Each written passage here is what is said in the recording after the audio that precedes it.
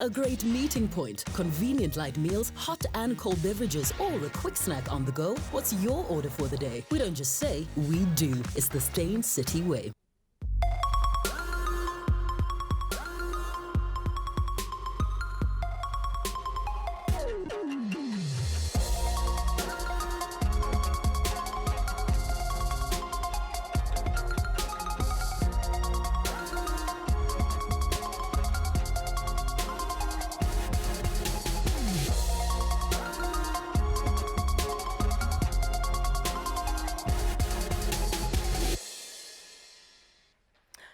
You're watching Real Talk with me, Anele, coming to you live on SABC 3. The stage is yours. Good afternoon and a warm welcome. Today, I have two good reasons why you made the right choice by tuning in. One of them, it's the latest controversial film. It has received many reviews, not all positive, created a social media storm, divided many over a subject people feel is not for public consumption, and it has also raised anger amongst the Amaxhosa Kings Tau, and now the cast and crew are receiving death threats. So you may want to keep watching because you'll hear from the man receiving death threats for his lead in the role in the movie Inxeba.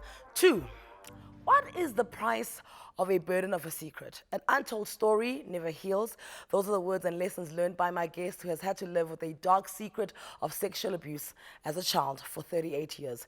Inspirational speaker, entrepreneur, mother of 2 boys, one of them being the baddest rapper, aka Lynn Forbes, is an adult survivor of childhood sexual abuse, and she is here to share her story, and she is looking like $1 million. Like, when do you want to age? Thank you. You know, my grandmother's 103 years old, so I'm going to live for many more You're going to be here for a while. Because I mean, I see your photos, and then I saw you like, and I'm like, what is going on here? Can we whip out our diaries and set a date? Good genes. Look, it's definitely good genes. Thank you so much for joining us. Thank you. I was surprised to hear that you used to be a teacher. Surprised? I definitely used to be, well, for 6 months. I studied, I went to varsity, I did my degree, my BA degree, and I went and I became a teacher. For 6 months? And for 6 months. And Why only 6 months? Because then I got married and had my children and I became a full-time mom. Oh, so when did you decide to come back into the workforce? Because I know you worked with your ex-husband. Yeah, no, so I think the boys were probably still young, maybe in primary school or, yeah. And yeah, my husband had his own business in IT and my ex-husband, and I got into that and was thrown into that. He actually left his company that he was working for at the time and started his own business. So I was roped in to take care of everything that nobody else wanted to do. Yeah. Like run the office. And also to watch the money. Because only family can watch the money grow. Yeah, well, a little bit of that, but you know, to run the office and deal with everything that he didn't want to deal with. Okay. But it was good. So basically you were the housewife at work. Because being a housewife, you're dealing with things that nobody else wants to deal with. Something like that. Yeah. And when did the name Glammy come up? Because a Glammy. Yeah. I'm trying to ditch that too, you know. Really?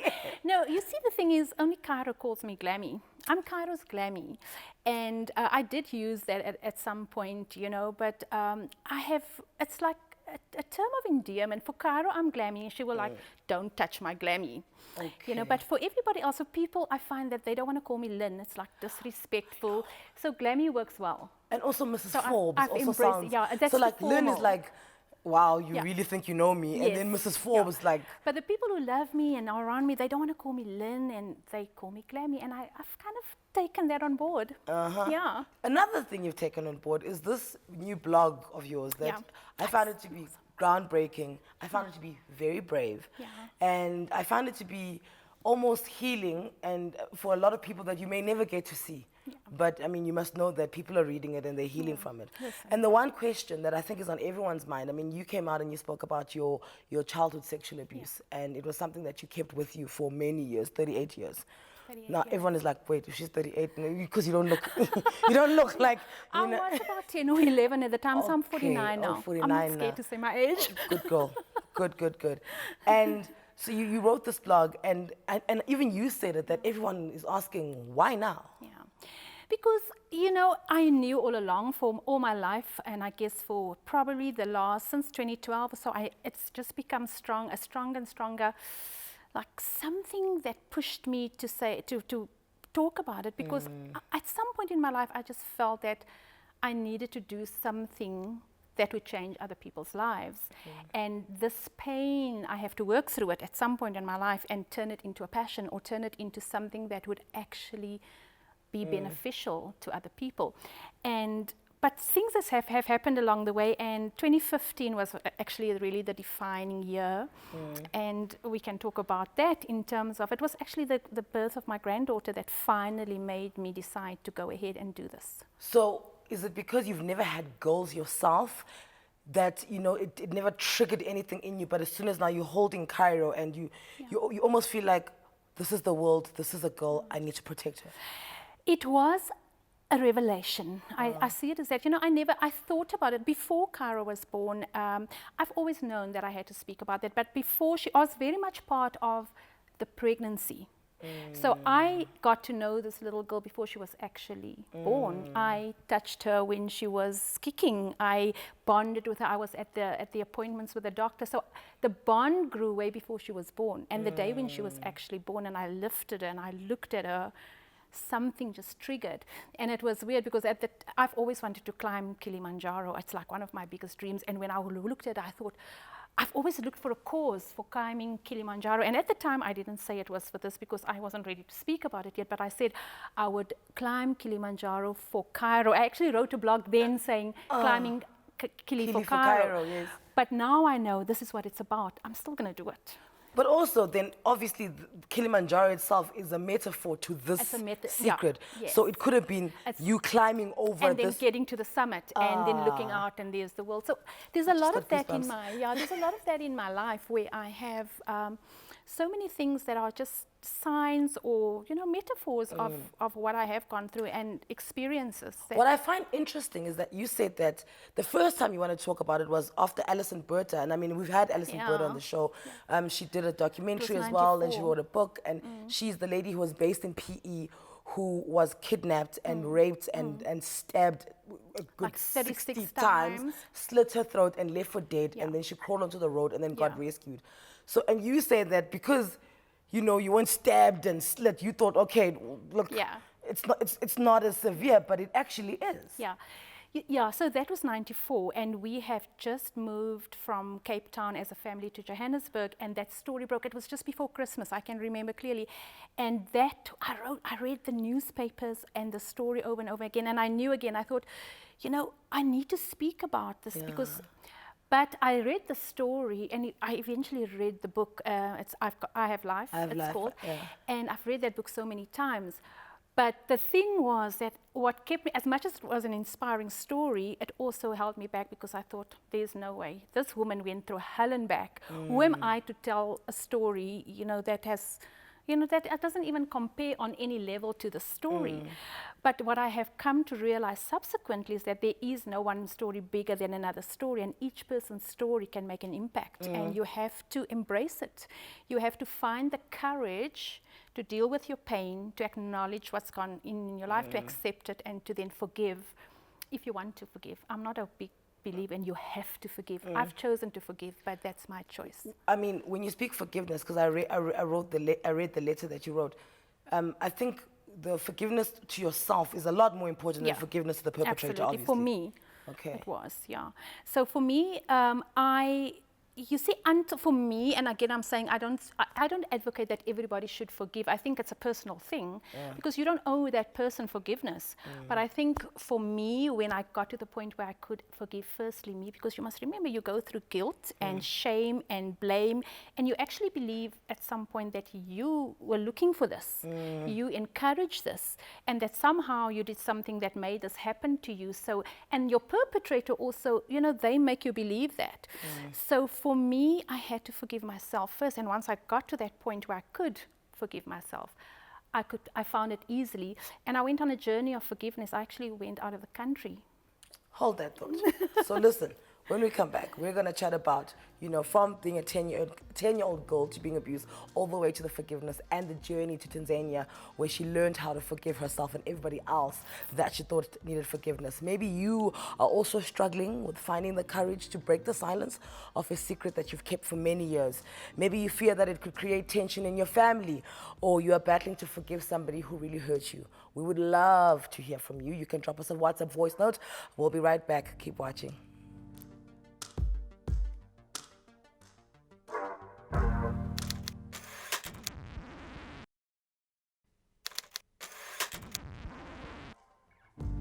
In breaking free of silence and shame, Lynn Forbes has unburdened herself of the secret and horrors of the past, and in that she found healing. She shares her life journey and personal experiences to inspire self-love, and she's here today to, you know, basically inspire. So you experienced the sexual abuse. I mean, it is literally placed upon you at 10 years old. 10 or 11. 10 I don't or even 11. remember anymore. And it's a family friend. Yeah. Friend of my parents. Yeah, male friend of my parents. At that time, he must have been in his 30s. Yeah. Yeah. Did you have siblings? I have an older sister, and I have 2 brothers and 2 more sisters. There are 6 of us. 6 of you, so Yeah. I'm not the that second. you need to sit and decipher a crazy person's mind, because he's Yeah. crazy. How does he zero into you? You know, there is, I don't know, but there is, I've had a conversation once where all of our sisters were sitting together. Yeah. And my older sister alluded to something like this as well. But you know, we haven't gone into that discussion in depth yet, so I don't want to go into, I don't know exactly the And that's details her of it. journey, That's right? her journey, Yeah. and I don't want to be part of, you know, I don't want to talk about that now. So I can't say exactly, but there was a mention of that. So nobody else had said anything. Maybe I have just been the one who spoke about it, you know. And was there a process of seduction? Because there's a process of, like, with abusers where you're so much prettier than your sisters, you're so much smarter, No. you know. You know, no, actually not. It was a very unexpected thing. I was a little girl. I can remember it very clearly. I was in bed on early morning, probably 6 o'clock in the morning. That's why I'm afraid of the dark, because it was dark in my bedroom in the middle of winter, and there was a little heater, 2-bar heater in my room, and that's why those things trigger memories for me. And he came into my room. My mom and my dad left to fetch my sister from boarding school, or went to visit my sister at boarding school.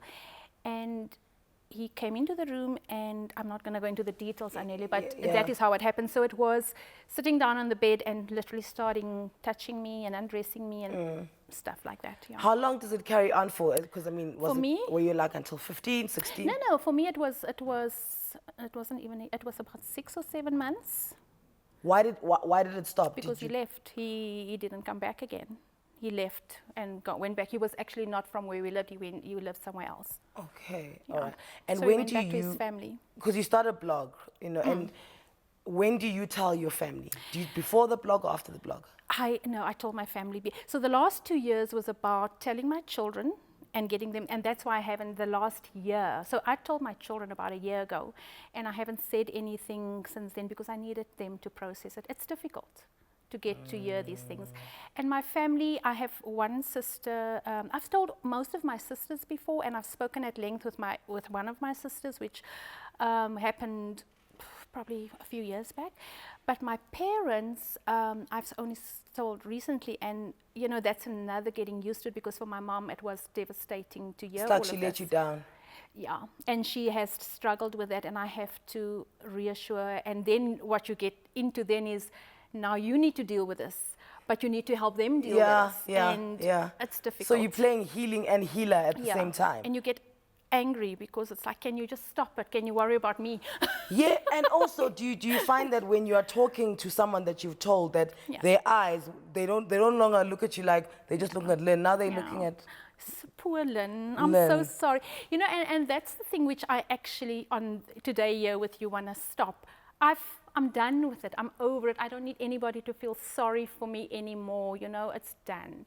I want people to look at me as a courageous person that wants to change women and men, and because this is not just something that happens to women. Too. But that's what I want it to be. This is a victory.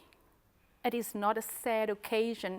When somebody gets to the point where they have the courage to speak about something like this, you don't feel sorry for them anymore. You say, go for it. Yeah, they're not here now to look for, you know, the sympathy and that's why I don't what want must to we do. talk about their past. You've gone through that journey. You've gone through it. I've had 38 years to deal with that. I've seen a psychologist. I've dealt with the pain. I've dealt with. So now it's about like, wow, you know, I can change lives now.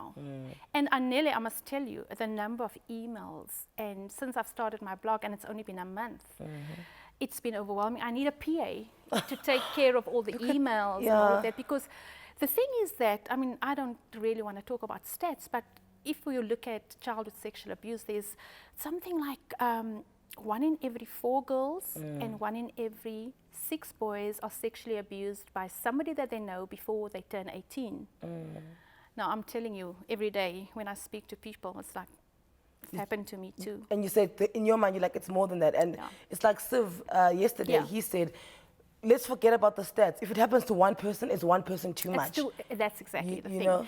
And I think people, you know, it's just such a taboo subject, and we don't want to talk about these things in our society, in our cultures. It's just, let's not talk about it, because somebody is paying the rent and somebody's buying us food and somebody's taking care of it, so we're not going to rock the boat here, you know, and get this person into trouble. You said you saw a psychologist.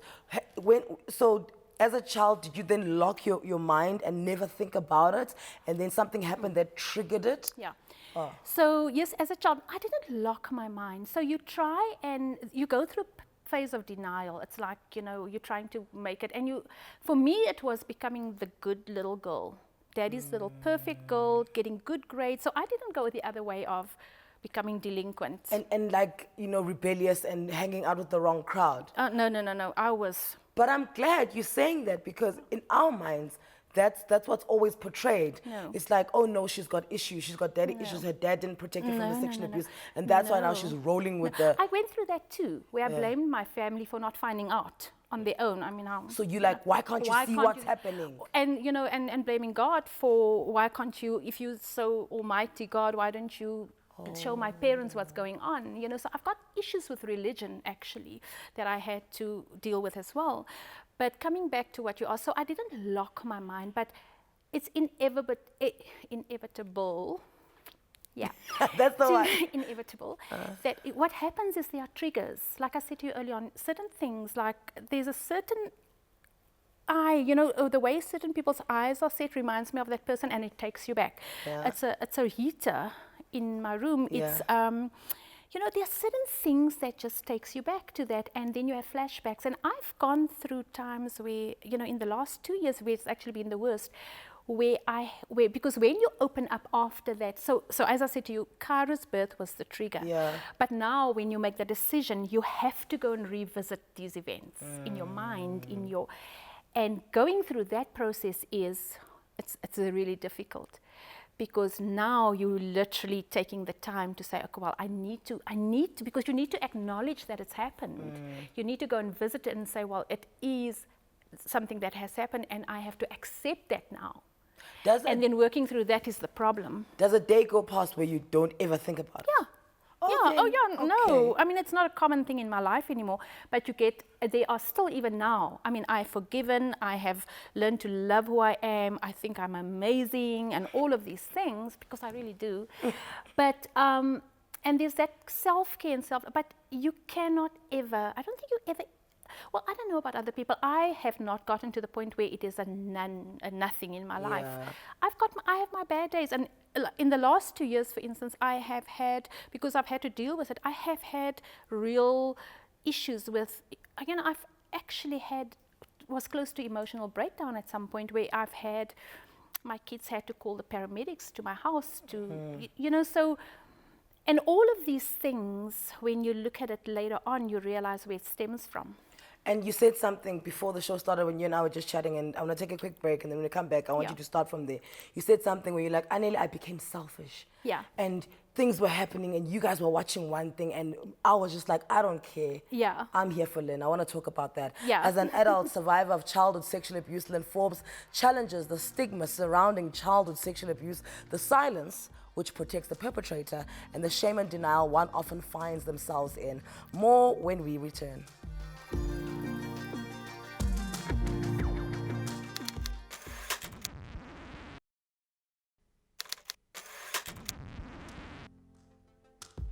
How do you feel about forgiving someone who has wronged you? That is the question Lynn posed on her latest blog on forgiving the man who stole her innocence as a young girl.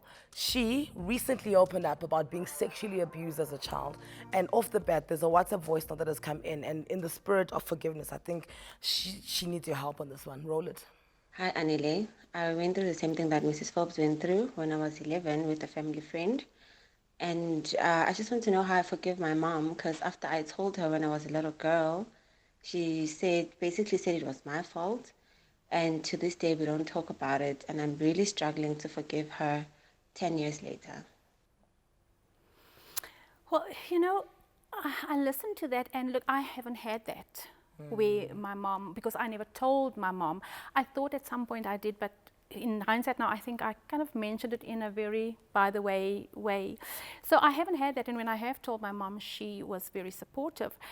I think at the end of the day, when it comes to forgiveness of anybody, it has to start with you, because I think when you still harbor all of that blame and guilt and all of that inside of you, it becomes really difficult to forgive the next person.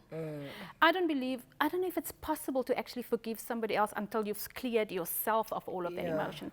So I think, to answer the caller, I think, look, I'm not a psychologist, but I think from my own experience, I want to say, you have to go through a process. It's not an overnight thing. It's not, I'm going to forgive now. You have to go through a process of healing first, because you actually first have to heal. Kind of return to self. Before you can. So I think embrace that process. Take the time, but don't be pushed, and don't let anybody push you either. And if somebody says you have to forgive, I don't know if you have to forgive. If you can't forgive your mom, then, you know, as long as you can live on. But I don't know if you have to forgive to make it better. So would you say, you know, the most important thing is just to forgive yourself, and that guarantees your survival? I think for me, again, you know, I don't like to tell other people how to do their lives, but for me it was about the moment I could forgive myself, and I could say to myself, you are not to blame for this. You were just a little child.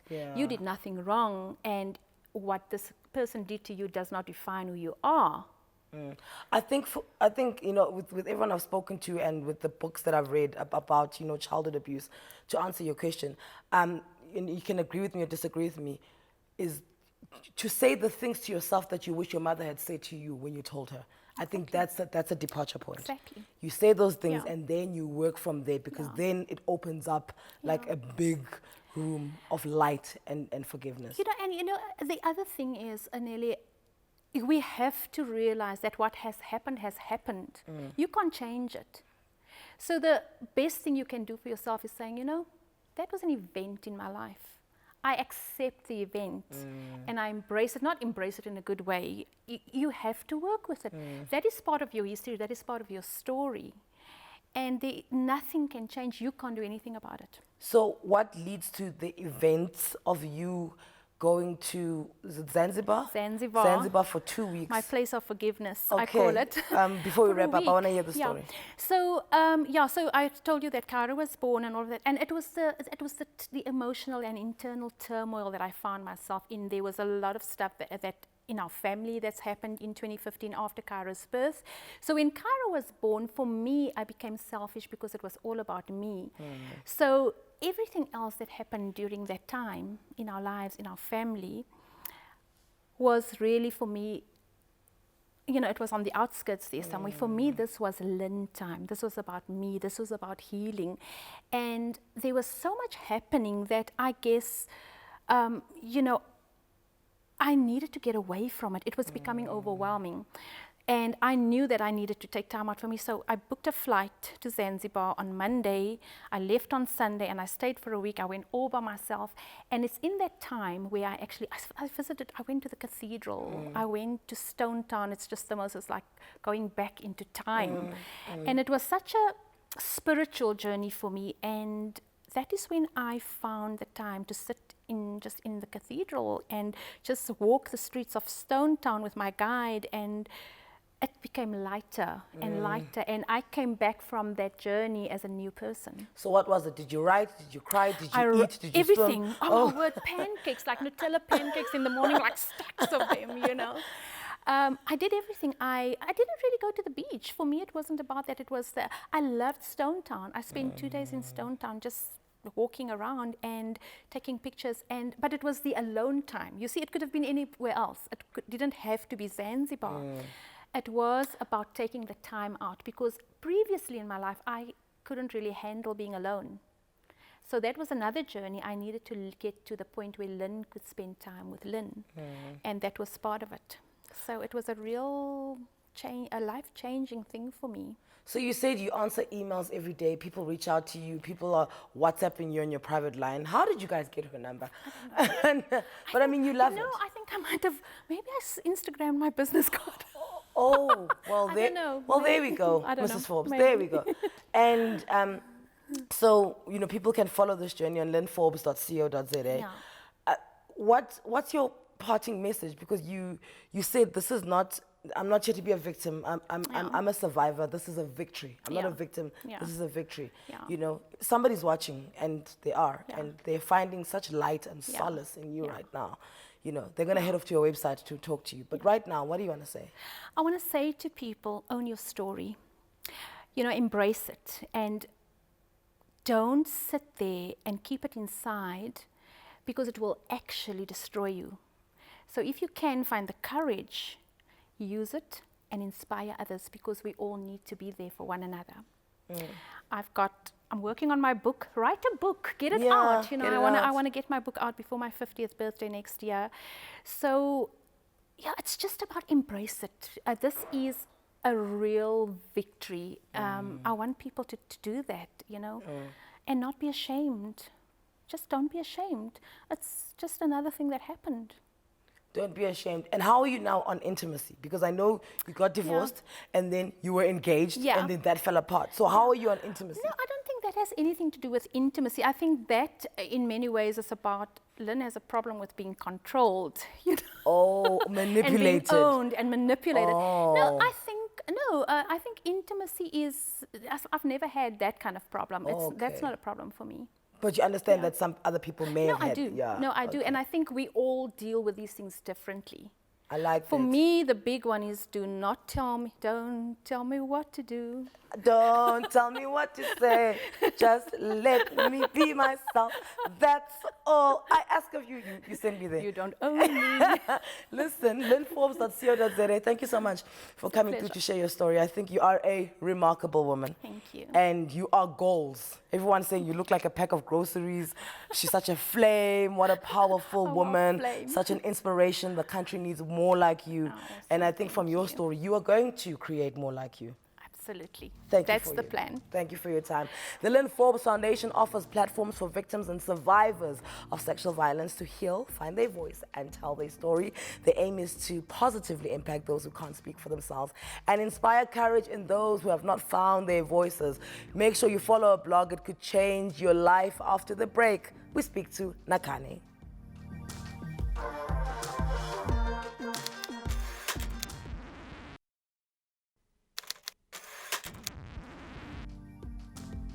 So his collaboration with Black Coffee, We Dance Again, brought him to prominence, making him one of the most respected musicians. He was born in a small town in the Eastern Cape called Alice, but raised in Port Elizabeth. After beginning his studies in literature at the University of Wits, he embarked on a music career, resulting in him releasing an album, Brave Confusion, which went on to win a South African Music Award for Best Alternative Album. He is now at the center of a huge media storm because of a movie he plays a lead in, Inxeba. We welcome Nakhane. He's since dropped the Toure. I didn't get this memo. I did actually post about it over and over and over again. What? Why did we leave Toure out? Why did I leave Toure out? I just felt like I'm 29 years old and I don't need to sort of have an alias. No, not even about that. But I feel like I can own who I am now. I don't need to hide under anyone. I mean, it all started with my childhood, where I was adopted and I was born Nakhane Mavuso, and then I was adopted by my aunt and her husband, and I became Nakhane Mahlaka. And I felt a sense of belonging in that. And then when I became a musician, I became Nakhane Toure, and I felt a sort of cultural belonging. And it just seemed like I don't need to be chasing after a belonging anymore. I'm fine by myself now. Okay. Yeah, so that's why I dropped the Toure. Now, you are immensely talented. Thank you.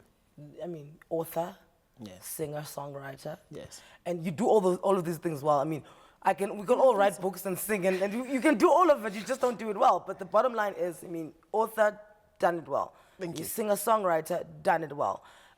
You know, actor, done that well. Yeah. And this creative hub that you constantly live in. Yes. Where's the fire? Bad decisions. That's honest though. Bad decisions. I like that. Well, not always, but I mean, I have a very simple answer that I've been thinking about for a long, long time, actually. I mean, you know, I take art very seriously, and I take it as a calling. I don't, because it's not fun for me. It's not something that I do for fun, right? When I write a song, or when I write a book, or when I act in a film, it can be a very, very painful experience. So it's like your release. Yeah, it's like, well, sometimes, and sometimes it's actually just me going back to the thing that hurt me the most and just need to write about it, you know, whether it's a song or a book or act in a film or whatever.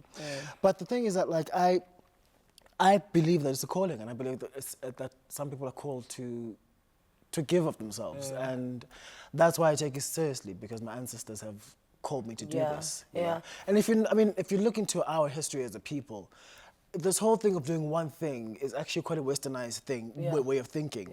If Yimbo used to be a poet, to be a dancer, to be an actor, to be a singer, to do it all. So when Hollywood says, "Oh, she's a triple threat," we like, guys, we've been doing this out thing here. before you guys even knew that we existed. Yeah. Do you know what I mean? So it's just I'm a storyteller, and certain stories come best in different forms.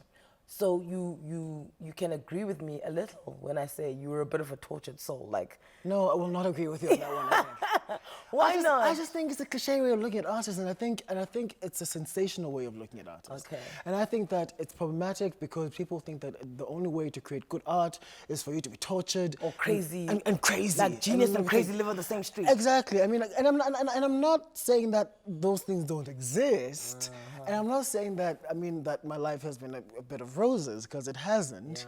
But I just don't think it's a good way of describing who I am. Okay, so you were actually going to write music for the movie. Initially, yes. You weren't even going to act in it. No, initially I was asked to score the film. So I like that. I was asked to score the film. Well, you know, if I had a wig, I'd flick it. Flicks hair, nose on nails. So why are you in the audition arena if you're just there to score the music? So I met with the director, and we talked about, I had ideas, of course. I was excited. I was like, okay, I'm thinking about using this, and then he went away, and then he called me again, and he said, you know, I know we talked about you making the music, but what about, have you thought about acting? And I was like, you know, I did a bit of acting at AFTER for a year, but I don't really think it's something that I'm good at, and I don't really think it's something that I'm, you know, as passionate about. I was like, you know what, if you suck, we just won't cast you. Bad decision on his part, because the moment you tell me that I can't do something, that's when I'm going to put everything that I have into doing it. Yeah. And so I remember I went to a clothes market close to where I live. I got the clothes. I mean, he sent me the script, I read it, and I loved it, and I thought it was such an important story to tell. So you didn't have much input in the script? No, I didn't write the script at all. I'm not involved. I am nothing but an actor in this film. But as a person who is umxhosa and has gone through initiation, of course, I have, you know. Now you're taking you're taking the bit, you're branching. Exactly, it becomes a form of method acting. You know, you use your life and your own feelings in order to. Because you're not going to leave that out if it's an experience that you went through, and now you're acting it. Of course you can't. And I always say this. I mean, in all art forms, you know, on some level, you only own and know your own feelings. So even if you're writing a character who is white and grew up in Europe, and you have to write a scene about them dancing, the fact remains you only know how you feel when you dance. Yes, you don't know about being European or white. Or white. But the fact remains that you use your own feelings, right? So on some level, you use your experiences in order to imbue your character, who is Uxolani, with sort of authenticity and for people to believe him when they see him on screen. So Inxeba, The Wound, is about the Xhosa initiation. It's a story. It's a story set in the Xhosa rite. But it's not about that. No, that's not the fulcrum of the story. The fulcrum of the story is same-sex desire in that space, and we deal with same-sex desire, homosexuality. We deal with patriarchy, hypermasculinity, and all those things. So why are people so angry? because we live in a very angry world. And that's Wait, stop. Number one. Don't say that and laugh and then act like you just didn't drop a pill on this very floor. Well, we live in an angry world. We live in and we always have. You know, Homo sapiens have been angry. I don't know why they are. They don't, actually, that's another segment. But human beings have, I don't know, for some reason we just destroy, right? And South Africa is known to be a very violent country, right? And whenever I go overseas, I spend a lot of time saying, no, we're not. Because you know what it is? Family, yeah, home. you can't talk about my people like that. I can, but you know can't. It's like that thing where you're like, oh, mom's so annoying. And then someone says, your mom is so annoying. I can look, hey, my mom. You know what I mean?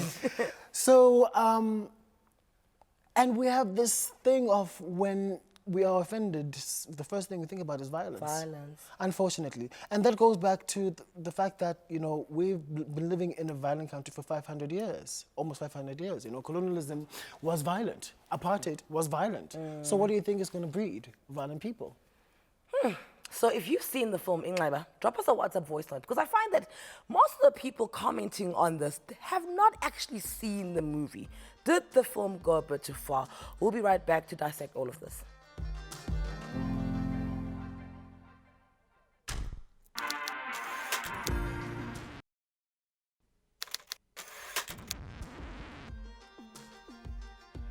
Inxeba is a film that tells a gay love story against the backdrop of traditional initiation to manhood, creating a huge outcry on social media. Nakhane has walked away with the Best Actor Award at the Durban Film International Festival, where I hear the film got a standing ovation for like 20 minutes.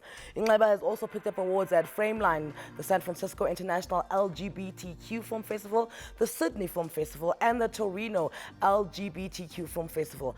It also won the Best Film Award in the International New Talent Competition at the Taipei Film Festival in 2017. Since the release of the film Inxeba, Nakhane has been called a sellout of the Xhosa culture and has been called a victim of homophobic slurs and has even received death threats. Do we have the movie do we have the trailer? I just want to watch the trailer because a lot of people have been like, you know, all the emotions are invoked from the trailer. So let's roll it.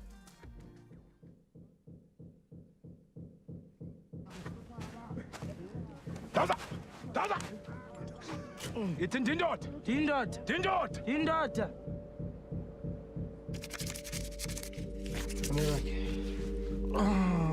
Ngizahlala pha efike ngithiphele mina ezi-8 ne. Ngikwathi ngasela imanzi, ngikwathi ngalala.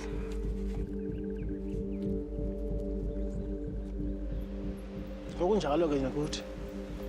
Hlala khona. Evoye ubona Xolani langa zethu. Abantu bakunike abathathu kule game.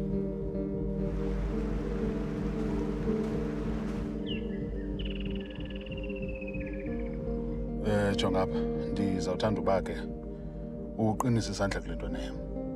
Ya, le ntwana icwela ubhetyebhetye mani, icwela ubethe-ethe le ntwana. Ngoku ubuyela ntoni kule ndawo? Ngoku ayuzikhumbula iitshomi zam okanye ukubona uba unatshomi apha. Okanye itsheri yakho.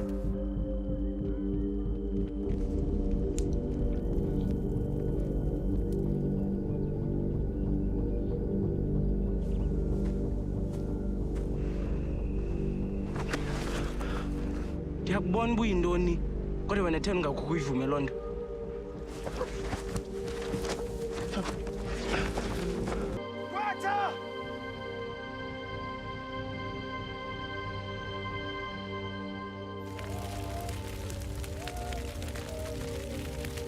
fika esiXhoseni, akusithetha izinto zalapha. Nindile mkwethu.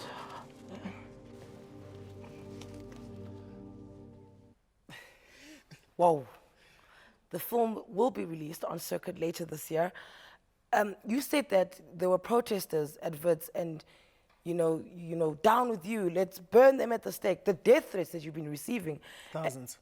Thousands. And, you know, and you offered for people to watch the movie and they were like, no, we don't want to watch it. We just want you to fall. Yeah, we wanted to, the production company, Recruit Media, had given them an opportunity to see the film for a private screening, and they didn't want to see the film. They just wanted to boycott it. I just wanted to just plug in and just be a little bit self-centered for a second. Please do. I also won a Best Acting Award in Spain for a festival there. So You know, yeah. I read. I feel like I'm allowed to, because the last time we had a conversation, I didn't want to take any props from you. Because I said you just never want to like own your greatness. So I'm gonna own it just for this moment. You know, the Hollywood Reporter also said something about you. That's the Hollywood Reporter. You know, I'm pretty proud of myself, actually. Okay, so can you, at any point in time in this like storm that's happening, you know, kind of see where the people opposing you could have a little bit of a point? No. Not at all. You're not willing to? No, I mean, I understand their anger because I'm from that culture.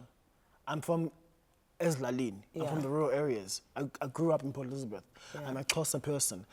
I practice Xhosa spirituality. You know, I'm one of those problematic Xhosa people who are patriotic to the point of like, okay, we get it, it's Xhosa. Do you know what I mean? I see. So I understand where the anger comes from. But as a person who is Xhosa, I'm also part of this culture, and this culture also belongs to me, and I belong to it, which means that I also have a say in this. And you have a say in how you... Exactly. You portray it. Exactly. And deliver the message about it. And also culture evolves. You know, when you're talking about, oh, you know, this is such an ancient culture, yes, true, but which one? 1200s? 1500s? BC? Do you know what I mean? And there were a lot of things that used to exist, you know, in our culture that we did away with. Women also used to go on initiation. Very few that do now. Giving birth as a woman used to be a secret thing as well. There are a lot of things that were secret in our culture.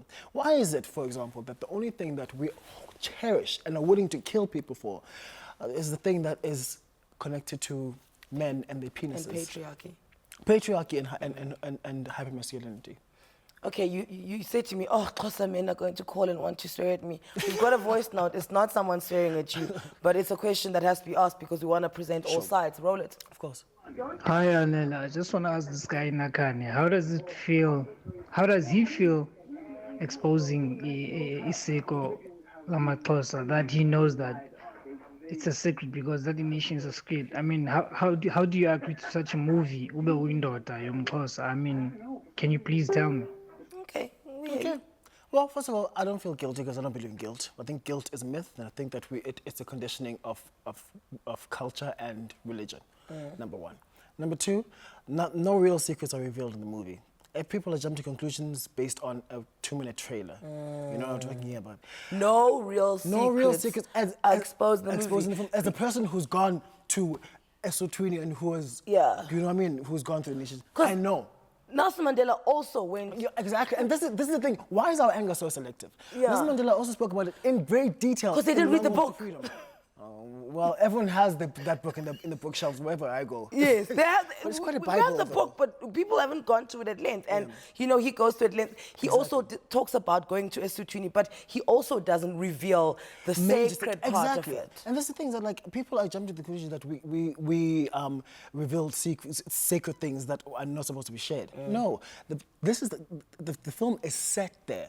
Because it's supposed to work with the contradiction of the fact that this is supposed to be the most hyper-masculine space in the culture.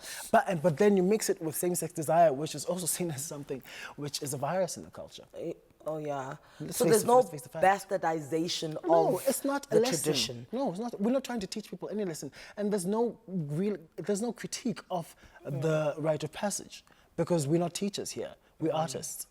You know what I'm talking about? Because one of my friends said, because I asked all of my guy friends who are like majority of them are Xhosa, and I was like, you tell me what you think, you tell me what you think, you tell me what you think. And he said he just felt like it's a European take on this tribal thing that we Xhosa men do that they don't get, and it's so, you know, and I get that maybe it's because he hasn't seen the movie as well. It's the trailer which is supposed to entice you to go want to see and watch the movie. And I understand those feelings. Again, I would never ever police anyone's feelings. I understand people's feelings. And for example, that WhatsApp voice note was so respectful, right? And a person who comes to me and asks me a question like that, I will engage with.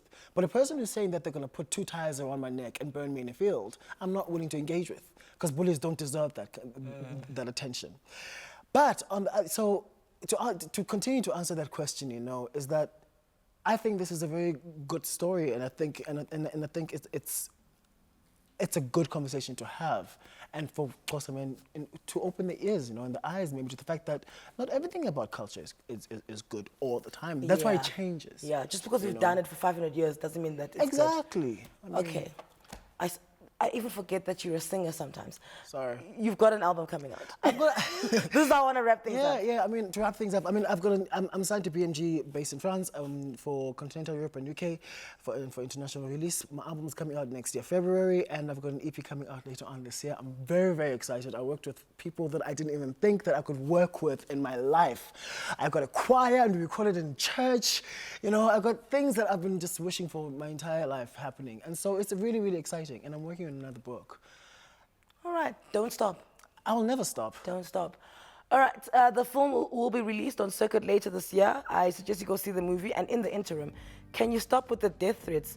Why are you not an adult? If you went to a sitting, no, I'm sorry, I'm going to say it. If you went to the mountain and you want to call yourself a man, why can you not handle things like a man and sit down and engage and find the information before you make decisions? This violence in this country has to end, and it's going to have to start with men. Thank you so much to Nakhane, and thank you so much to Lynn Forbes for joining me. Me and the team will catch up with you tomorrow at 5 p.m.